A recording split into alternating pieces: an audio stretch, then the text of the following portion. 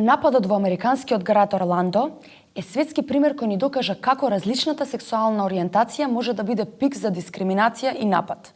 Такви примери имаме кај нас. Еден од оние кои успеа да се изборат со тоа, го имаме како соговорник. Поттикнати од ваквите неправди во светот, ние пробавме да објасниме неколку работи.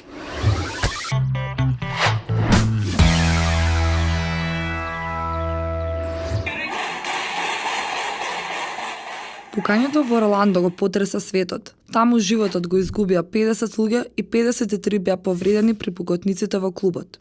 Не требаше на ваков начин да се потсетиме дека тоа е дискриминација врз однос на сексуална ориентација, односно дека има и луѓе кои што сакаат некого од ист пол. Светот одговори со пораки за љубов, толеранција и разбирање. Меѓутоа имаше и онакви кои го исмејуваа и поддржуваа самиот чин на омраза. Тие не потсеќаат уште колку многу треба да учиме на почитување и напредуваме. Кога зборувавме за насилство во училиштата, заедно со Боливаровите патувања, на нивниот сајт наидовме на исповед од тинејџер кој токму поради неговата сексуална ориентација бил напаѓан. Кажаните зборови влијаат и врз психичката состојба, самодовербата и ако се лоши зборови создаваат депресија. Сексуалната ориентација не ја бираме, туку едноставно е таму. Најмалку би требало некој да биде дискриминиран за такво нешто. Секој има право и заслужува среќен живот. Има многу примери кои што успеале да се изборат. Еден од таквите примери е и Фифи, која сите лоши зборови кон неа некогаш искажани, ги има претворено во енергија која ја прави поуспешна. Затоа и поразговаравме со неа.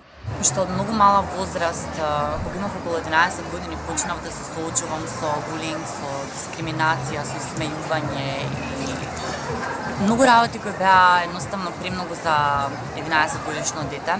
Сето тоа ми помогна да станам многу јака личност, да знам што сакам од животот и едноставно да се научам колку туѓото мислење воопшто не е. Најважно нешто од се е вербата во себе.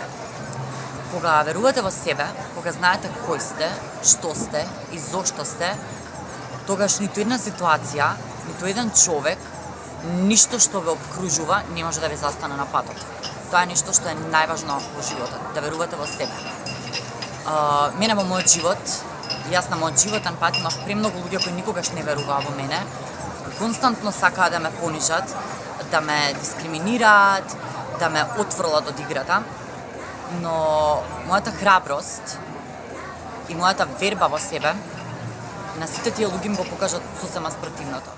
Омразата секогаш доаѓа од стравот од непознатото и многу тешко луѓето прифаќаат некој различен од нив. Размислувајте, истражувајте, дружете се со секого. Ќе се уверите и дека најмал проблем ќе биде тоа што другиот е различен од тебе.